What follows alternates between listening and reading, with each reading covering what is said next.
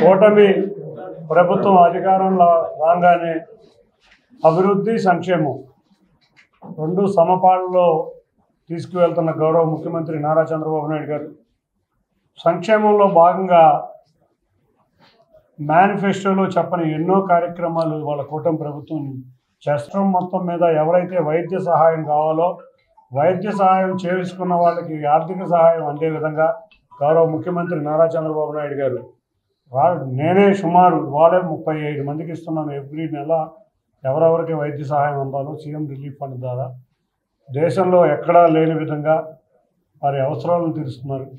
ఇటువంటి ఎన్నో పథకాలు మేనిఫెస్టో లేని పథకాలు కూడా ఆయన అమలు చేస్తూ ఈ రాష్ట్రంలో ఉన్న ప్రతి ఒక్క పౌరుడు కూడా ఆనందంగా ఉండాలని కోరుకుంటున్నారు. తప్పకుండా మంచి ప్రభుత్వం, ఈ మంచి ప్రభుత్వంలో ఇటువంటి కార్యక్రమాలు ఎన్నో జరుగుతా రాష్ట్ర ప్రజలకు ఎక్కడ ఇబ్బంది ఉన్నా కూడా కూటమి నాయకత్వమే కాదు కార్యకర్తలు అందరం కూడా ప్రజల ఇబ్బందులు ఎక్కడైతే ఉన్నాయో వాళ్ళ దగ్గరికి వెళ్ళి వారు తీర్చే విధంగా కృషి చేస్తామని తెలియజేసుకుంటూ అందరికీ ధన్యవాదాలు. Thank you. చరిత్ర సృష్టించినోడు ఇప్పుడు ఆ చరిత్రని తిరగరాయబోతున్నాడు. అబద్ధాల గోడల్ని బద్దలు కొట్టి నిజాలను రాగా మీ ముందుంచబోతున్నాడు. నిజమైన వార్తల కోసం వెంటనే డౌన్లోడ్ చేసుకోండి రా యాప్ని.